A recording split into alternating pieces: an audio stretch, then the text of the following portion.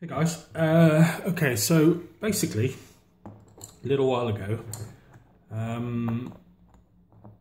PB, Pick Beard, that is, sorry, sort of made, an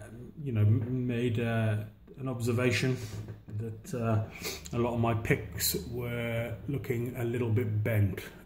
He was very right. Luckily I did have a few spares, so I was able to retire a couple of them. Since then I've sort of been thinking about it, and they were no sort of use to anyone, so I may as well have had a crack at them.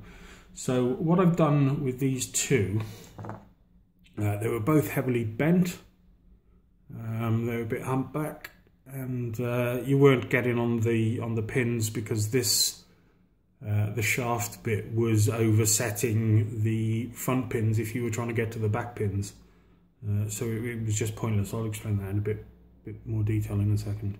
So what I did was to put a heat cycle through them, get them nice and red hot, and quench them. I've sanded them down, but obviously there's a bit left there. I don't want to sand too, because they're thin anyway, so I don't want to sand too much further. And they're super strong again. So yeah, I mean, I just really want to sort of show you what I've done to repurpose these picks. So both of these are pretty much back to normal. There's a little bend, but nothing like they were. And they would also bend again, excuse me, they would bend again really quickly as soon as I'd straightened them before the heat cycles. So definitely worth doing, worth thinking about. If the picks are knackered anyway, you may as well have a crack at it. One thing to note is I lost my, this is actually a Peterson 4. My Peterson 3.5, which was a sanded down version of this, it was really thin and it was really bent and it wasn't holding it. I've put a heat cycle through that, and this spring steel, I believe it's spring steel, gets really brittle, so it's not good to do them on the grey handled picks. When I was sanding it down, it snapped twice in my hand, so it gets really brittle, and yeah, it just went straight away. So it was not worth doing it on this one. But again, I had nothing to lose because the actual pick was no good anymore. It wasn't doing its job. It was bending all the time, and it was only a matter of hours before it went. So yeah. I do have a couple here. I have straightened the purple one, and I'm yet to straighten the black gem. Just to sort of highlight quickly, if I can.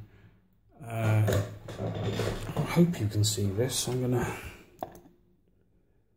come up here. So you can sort of see, if I put a flat surface underneath, how oh, I'm not quite, no, sorry, I'm looking through the camera, what it's like there. And you've got this hump here, and if I do it this way, you'll see. Okay, so where the tip of the pick is, this bit is hitting the front pins and oversetting. So I mean, it's straight along there. If I put it up there, yeah, you can sort of see a little bit further there. So in comparison to that, this gem is a new black gem. You can see that the tip of the pick is free and clear there. Sorry, I'm doing this with the camera, it's a bit wobbly. So yeah, you've got a good sort of illustration there. That this one isn't much cop anymore. Yeah. So what I thought I would do, as I mean, I know they call this government steel. Oh, I don't know what it is. I will sort of straighten it out as I have with this one, and see. So the bend is about here. See if we can't put a heat cycle through it.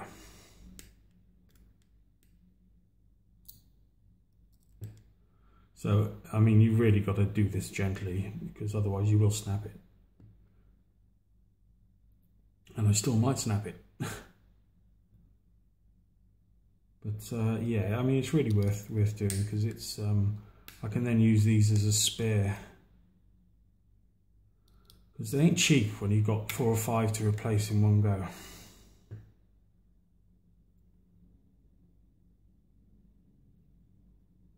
Okay, I think that's pretty good. Pretty good, but let's use a flat surface. I know there's probably better flat surfaces out there. Like a ruler, that'll do. So there we see, I mean, there's a little gap underneath, but that's fine, that is. And you've got a good clearance there for the pick tip. Okay, so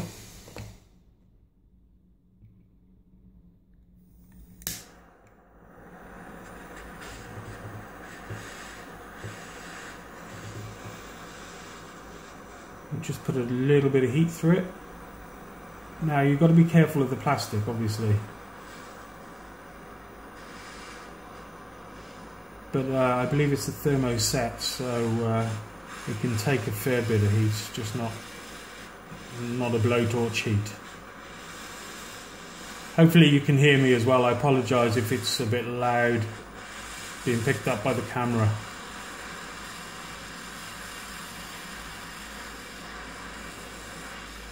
So if you're going to do this, put the pick in the actual tip of the middle flame, the little flame inside the bigger flame.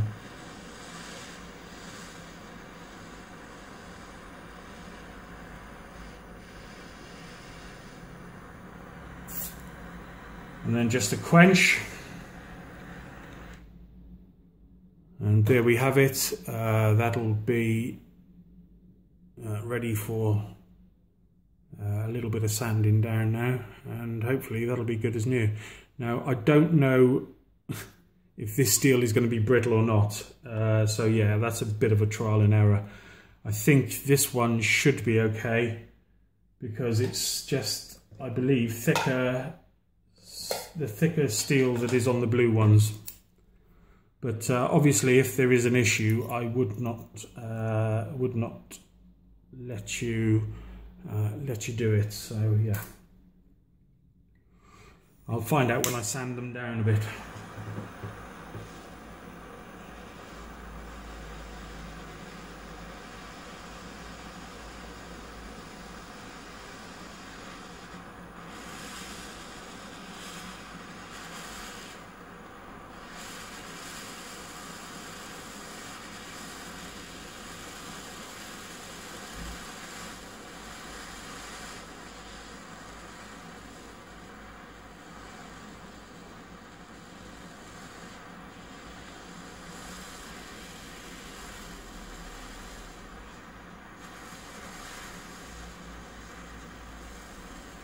I think the gas is about to go, so I'll hopefully get this one done.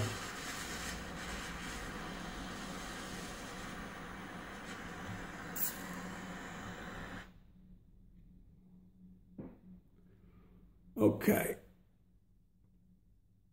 And there is this one ready to be sanded down as well. I think this one will be alright because it's got a little bit of spring in it. I'm not sure about this one. That feels a bit tight, but I mean, it's a tough pick, so yeah, no, that should be all right. It should be all right.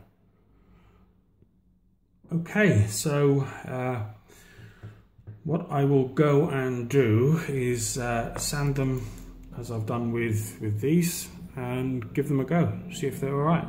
But these, definitely with the blue ones, you can do this, and they're so much stronger now. I've been using them for a couple of days. And you know, not easy sort of locks, so I've put a bit of force back through them. So yeah, one thing to note, that when I did do the silver one, I did put 2 heat treatments through it, which maybe was one too far, because it was pretty bent and sort of bruised anyway. So I would say start off with the 1 heat cycle and do it that way. Because that is the other thing, you do make things brittle. Certain metals do go brittle, and they just snap. It changes the characteristics of the molecules and things like that. If I remember rightly from my chemistry in school.